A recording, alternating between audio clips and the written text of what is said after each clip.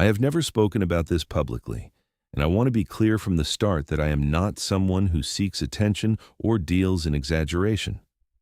I spent 31 years as a records archivist for the state of Texas, and my entire professional life was built around documentation, accuracy, and the careful preservation of fact. What I am about to share with you came to me not through personal encounter, but through something I found buried inside boxes that had not been opened in over 100 years. And what I found in those boxes changed the way I understand the world I live in, the land I grew up on, and the silence that certain institutions have maintained for longer than most people would believe. I did not go looking for this. I want to make that clear. I was doing my job, the same job I had done for 3 decades, and the job led me somewhere I was not prepared to go. It started in the spring of 2019. I was 3 years from retirement, still working part-time as a consultant for a county historical archive in Central Texas, helping to catalog and digitize old records that had been transferred from a decommissioned courthouse storage facility in a rural county about 60 miles west of Austin. The building that had housed those records for over a century was scheduled for demolition, and my task was straightforward. Inventory, organize, photograph, and prepare the material for permanent digital storage. Most of what we found was routine. Land deeds, tax rolls, court filings, letters between county officials and the state capitol, birth and death registrations, livestock brand registrations, the slow paper accumulation of a small rural county moving through time. The kind of paperwork that historians love and everyone else ignores. My colleague and I had been working through a particular set of crates dated between 1895 and 1910 for about 2 weeks when I came across a bundle of documents wrapped in oilskin and tied with twine that had gone brittle with age. The bundle was tucked beneath a false floor panel in one of the older wooden crates, which itself was unusual enough to make me stop what I was doing and sit for a moment before I touched anything. Someone had taken deliberate steps to separate these documents from the rest. Someone had made a decision at some point in the distant past that these particular pages should not be easy to find. That kind of intentional concealment, in my experience, almost always meant one of 2 things. Either the contents were personally sensitive to whoever hid them, or they were institutionally dangerous to whoever had ordered them hidden. What I found suggested the latter. Inside the oilskin, I found a series of handwritten reports, approximately 40 pages in total, on official county letterhead from the year 1900. The handwriting was formal and careful, the language of the era, restrained in the way that official documents of that period tended to be restrained, but the content was unlike anything I had encountered in 30 years of archival work. The reports were filed by a county sheriff named Elias Dobbins, and they described, in careful procedural detail, a series of incidents that had occurred over a span of roughly 8 months in the rural hill country west of the Colorado River. The incidents involved the deaths of 14 people.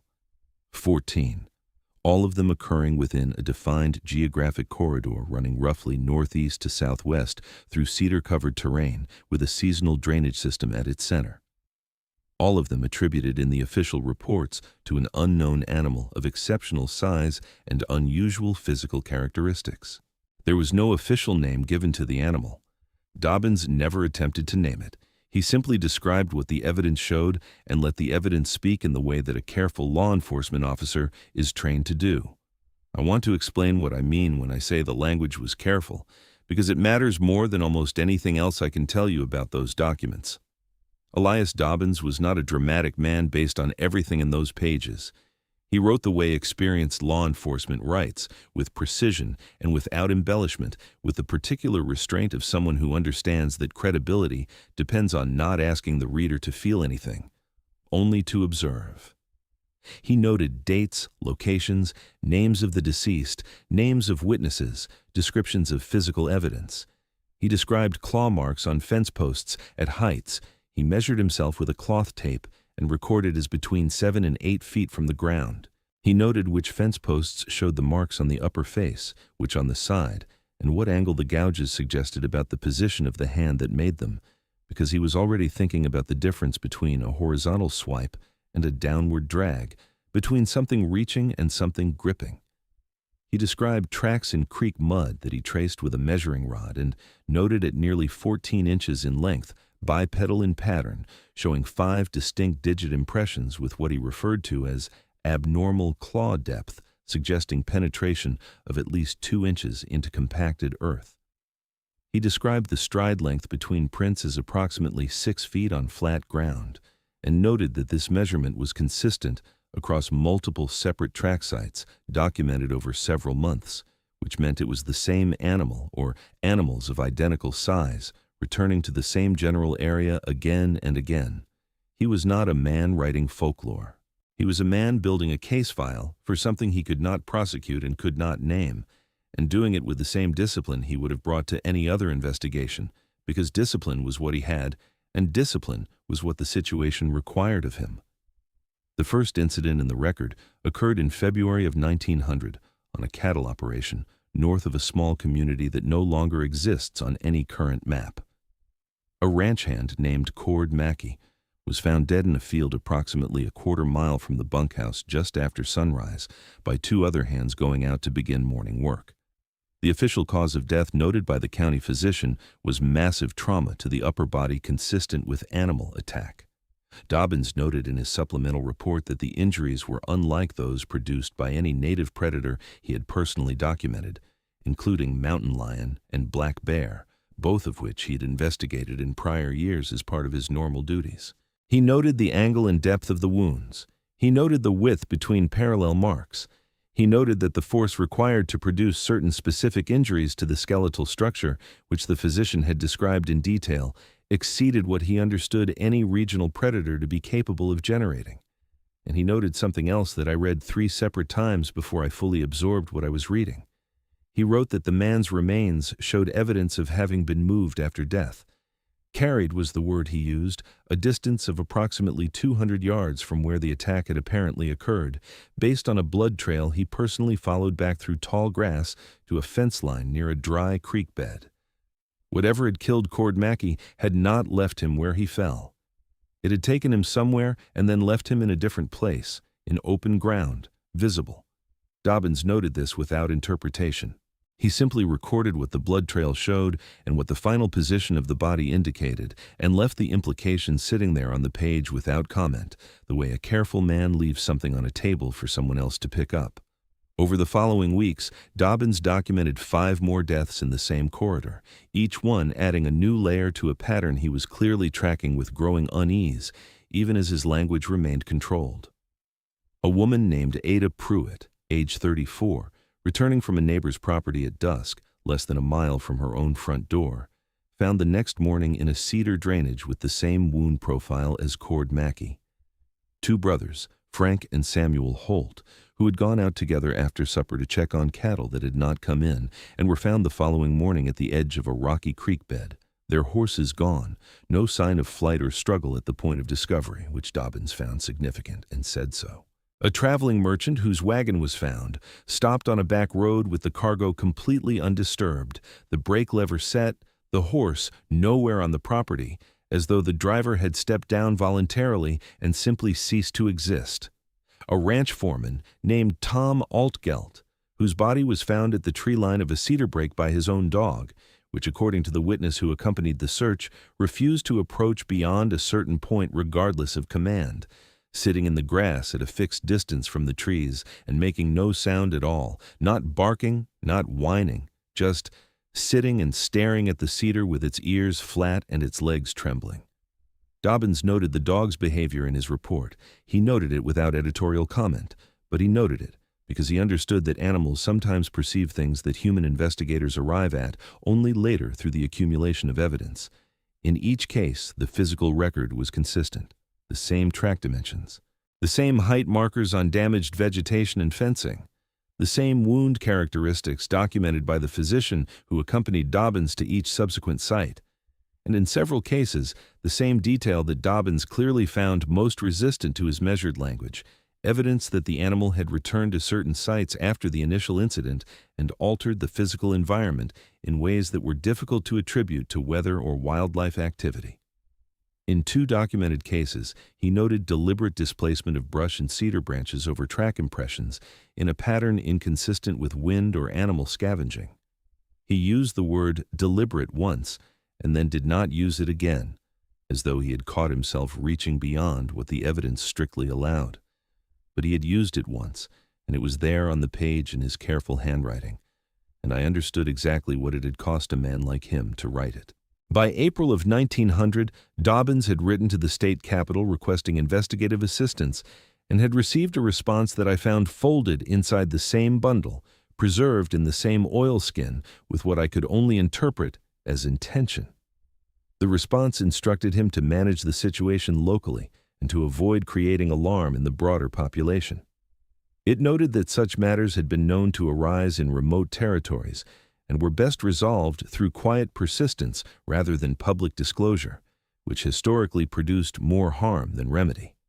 That word historically stopped me completely the first time I read it. Someone in a position of state authority in 1900 had written that word in reference to incidents like the ones Dobbins was documenting, which meant this was not the first time, which meant whoever signed that letter already had a framework for what Dobbins was describing, already had a protocol, already understood that the correct institutional response was containment and silence. I sat with that for a long time in that archive room, with the afternoon light coming through the window and the sounds of traffic outside and the complete ordinariness of everything around me pressing against the completely extraordinary thing I was holding in my hands. What followed in Dobbins's reports was a months-long effort conducted almost entirely without outside support by one county sheriff and a small group of men he trusted to protect a rural population from something that none of them had language for and that the state had quietly instructed them not to discuss. He organized rotating groups of armed men to accompany anyone traveling between properties after dark. He established informal checkpoints on the main roads running through the active corridor, framing them as routine safety measures in the language he used when communicating with the public, never specifying what kind of predator had prompted the precautions, only that a dangerous animal had been active in the area, and that solitary travel after dark was inadvisable until further notice. He sent word through the local ranch network using the same careful indirection, relying on the informal communication systems that rural communities of that era maintained among themselves, the slow, reliable spread of information through shared labor and Sunday gatherings and the conversations that happen at fence lines between neighboring properties. He did what careful men do when they're given an impossible situation and inadequate tools. He worked the edges of it methodically, and he kept writing everything down, because writing everything down was the one thing entirely within his control. And he understood, I believe, that the record itself might eventually matter to someone he would never meet. The survivor accounts preserved in those pages are what stayed with me longest after I finished reading, longer even than the physical evidence descriptions and longer than the letter from the state capitol with its revealing use of the word historically. Dobbins interviewed 11 people over the course of those 8 months who had encountered the animal and survived, and he recorded their accounts with the same procedural care he brought to every other aspect of the investigation, letting them speak in their own terms in the particular language of rural Texas in 1900 without pushing them toward conclusions or away from details that he could not verify through physical evidence. He treated them as witnesses in the full professional sense of the word, which meant he took what they said seriously enough to write it down carefully and seriously enough to compare one account against another for consistency and contradiction. The consistency across those 11 accounts, across people who had no contact with each other and no shared framework for what they had experienced, is something I keep returning to.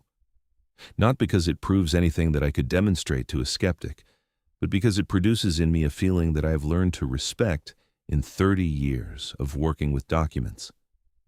The feeling that the record is telling the truth. A farm wife named Cecilia Marsh described hearing something moving in the brush outside her kitchen window on 2 consecutive nights before her husband reported seeing a large dark shape standing upright at the far edge of their property near the fence line at first light.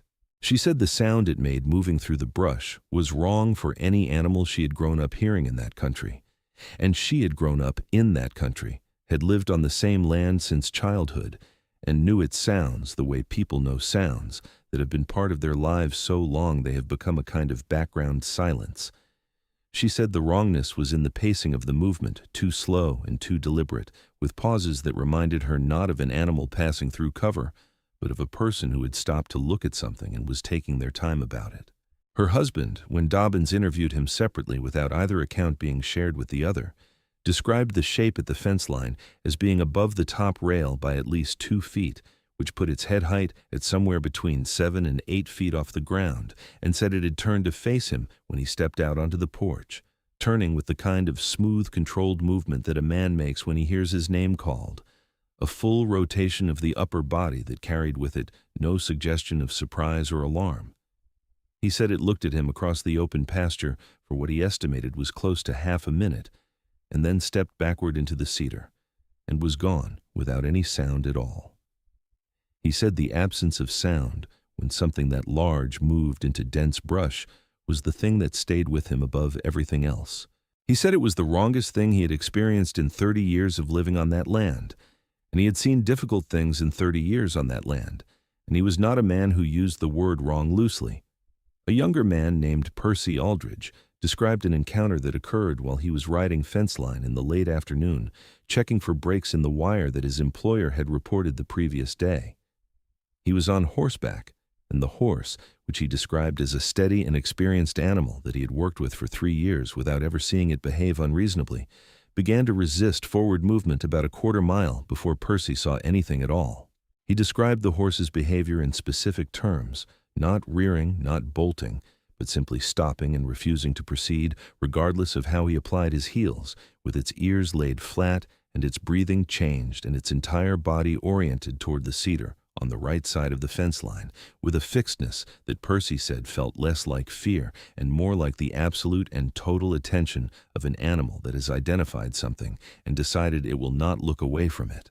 Percy dismounted and tied the horse to a post and continued on foot, which he acknowledged in retrospect was not a sensible decision, but which he said felt at the time like the only way to find out what was wrong. He found the fence break he had been sent to locate approximately 50 yards further along the line, and while he was crouching to examine the wire, he became aware of movement in the cedar to his right, slow and parallel to the fence line, moving in the direction from which he had come, toward where he had left the horse. He stood and looked into the cedar and saw nothing clearly, but heard the movement continue, heard something large displacing brush with a cadence that was wrong for any 4-legged animal he could call to mind. 2 impacts followed by a pause, followed by 2 impacts again, a rhythm that his body understood before his mind caught up with what his body was telling him. He left the fence and walked back to his horse at the fastest pace he could manage without running, because something told him that running would change the nature of whatever was happening in a way that walking would not. He reached the horse, and the horse was trembling against the post with its eyes showing white, and Percy untied it and rode out of there and did not stop until he reached open ground with the sun still on it. He told Dobbins he never went back to that fence line alone. He told Dobbins he was not certain he would go back to it at all. The account that Dobbins seemed to return to most often in his own comparative notes, referencing it explicitly when describing later incidents, came from a man named Dolph Crane, a former Army scout and experienced tracker who had spent decades working across difficult terrain in multiple territories and who came to Dobbins voluntarily after hearing through the ranch network that the sheriff was quietly gathering information. Crane had been moving through the cedar country on foot at dawn, checking a trap line he maintained along the seasonal creek, when he became aware that something was pacing him through the brush on his left side. He described the awareness arriving before any specific sensory trigger, the way that experienced men who have spent long periods in dangerous environments sometimes describe a shift in the quality of their own attention that precedes any identifiable stimulus, a change in the way the world feels rather than in what can be seen or heard. He stopped. The movement in the brush stopped. He waited. The brush stayed still, and the birds in the cedar stayed quiet in the specific way that birds go quiet when a predator is holding position rather than moving. A different quality of silence from the ordinary morning quiet, a silence with weight and direction to it. He said he stood at that creek crossing for what he estimated was 4 or 5 minutes, long enough for a man with his experience to be reasonably certain that what he was feeling was not imagination before he saw it. It had moved to a gap in the cedar canopy where a fallen trunk had opened the brush, and it was standing in that gap looking at him from a distance. He put it roughly 40 yards. He described it as tall enough that the lower branches of the standing cedar on either side of the gap, which he knew from years of working that drainage to be at approximately 6 feet off the ground on mature trees, were at shoulder height on the animal. The head was above the branches. He said the head was the head of a dog or a wolf, but proportioned differently, larger in the cranium, shorter in the muzzle than a wolf's muzzle, held level, and still with a quality of attention that he had never associated with any animal he had hunted or tracked or encountered in the field across a considerable professional lifetime. He said the eyes were light-colored, amber or yellow, and that they caught what early morning light was coming through the cedar canopy and reflected it in a way that made them visible, and that made the quality of attention in them visible, which was the thing he found most resistant to description when he tried to describe it to Dobbins. He said he had looked into the eyes of mountain lions at close range twice in his life, once in New Mexico and once in the hill country further south, and that neither of those experiences had produced in him what he felt standing at that creek crossing, because the mountain lions had looked at him with the focused emptiness of pure predatory calculation, the clean and uncomplicated attention of an animal deciding whether something is prey, and what looked at him from the gap in the cedar was different from that in a way he struggled to articulate. He said it was not the emptiness of instinct. He said there was something behind it that he did not have a word for, and that he had spent considerable time since trying to find a word for and had not succeeded. He said the closest he could come was that it looked at him the way a man looks at another man across a distance when he is deciding something about him. Not what the man is. What to do about him. Crane backed away from the creek crossing one slow step at a time, keeping his eyes on the gap in the cedar, and the animal watched him go without moving, without any change in its posture or the quality of its attention, tracking him with its eyes as he increased the distance between them with the patience of something that is decided, for reasons of its own, to allow a particular outcome. He did not run until he was well out of the gap's sight line, and then he ran for a considerable distance before he stopped and looked back and saw nothing following him. He told Dobbins he was not ashamed of having run. He said any man who had seen what he saw at that creek crossing and did not run was either braver than he was or had not fully understood what he was looking at. Dobbins noted in his comparative analysis of the survivor accounts that Crane's description of the animal's size and physical characteristics was consistent in every measurable detail with the physical evidence he had been documenting since February, and that Crane's description of its behavior, the stillness, the patient watching, the quality of attention that seemed to involve decision-making rather than simple predatory assessment, was consistent with elements present in 7 of the other 10 survivor accounts in ways that the witnesses could not have coordinated because none of them had any contact with each other, and several of them did not know the others existed. The deaths continued through the summer and into the early fall, though Dobbins's protective measures appear from the record to have reduced their frequency. By August, the count had reached 14. The last victim was a man named Gideon Pratt, a rancher in his late 50s who had worked the same property for over 20 years and who apparently decided one evening in late September to investigate a disturbance among his cattle, despite the standing precautionary guidance that Dobbins had been circulating through the community for months. His wife reported hearing him go out and not return. Dobbins found him the following morning at the edge of the cedar break at the back of the property, in terrain that matched the physical profile of every previous site, dense cedar giving way to open ground at a fence line near a drainage feature.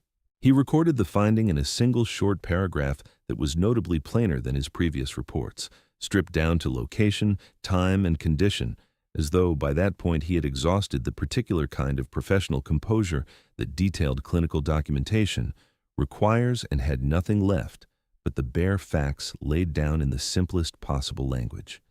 And then, at the end of that paragraph, he added one additional observation that was the last substantive entry in the entire record.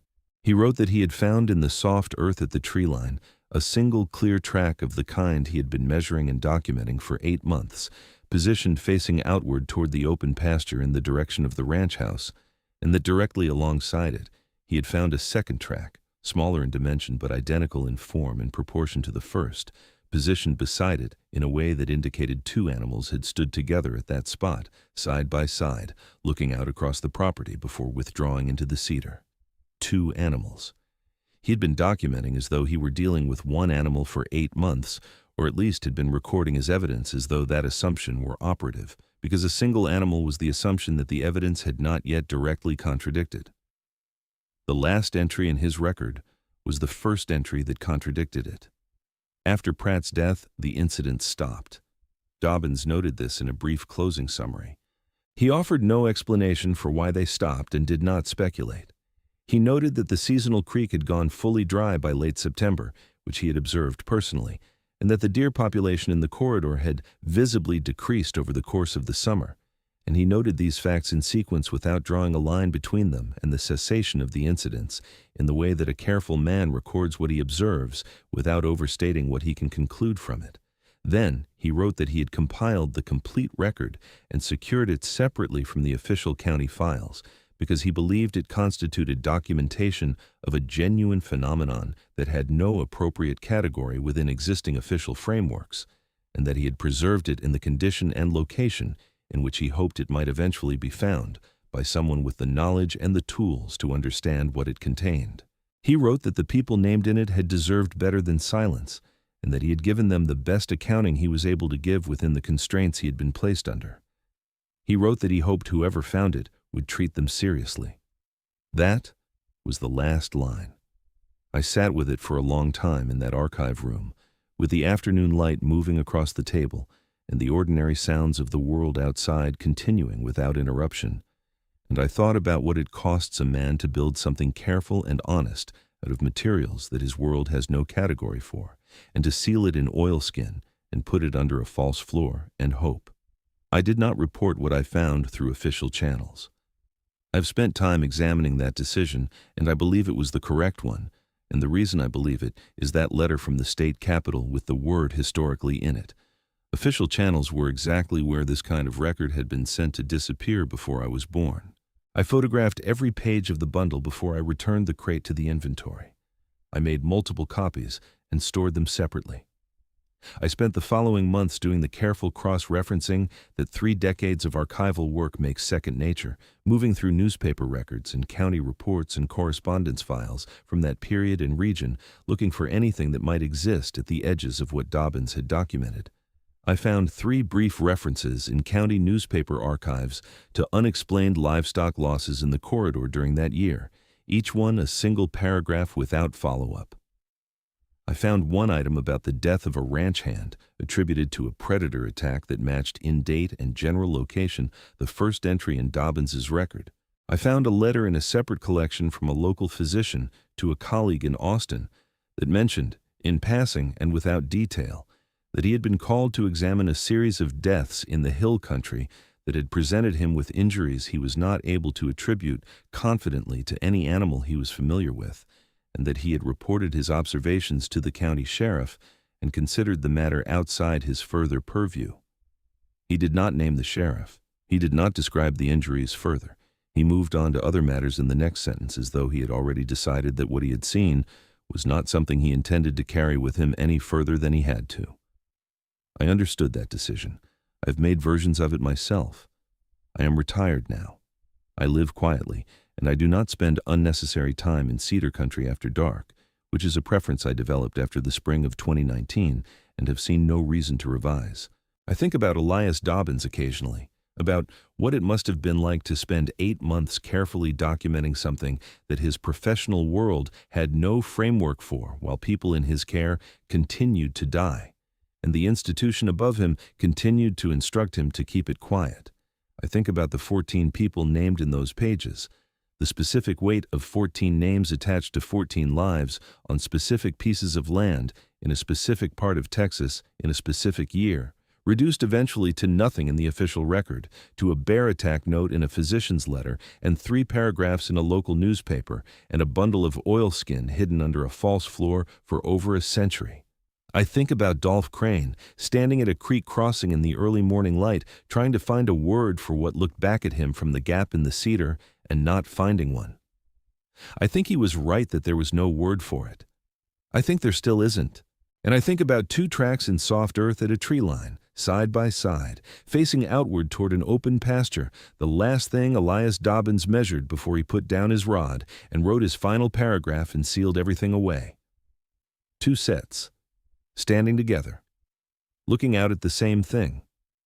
That detail has a way of returning to me in the early evening when the light changes, and the cedar smells the way cedar smells when the air cools, and I find that I'm not entirely sure what to do with it except to pass it on, the way Dobbins passed it on, and to hope that it reaches someone who knows what it means.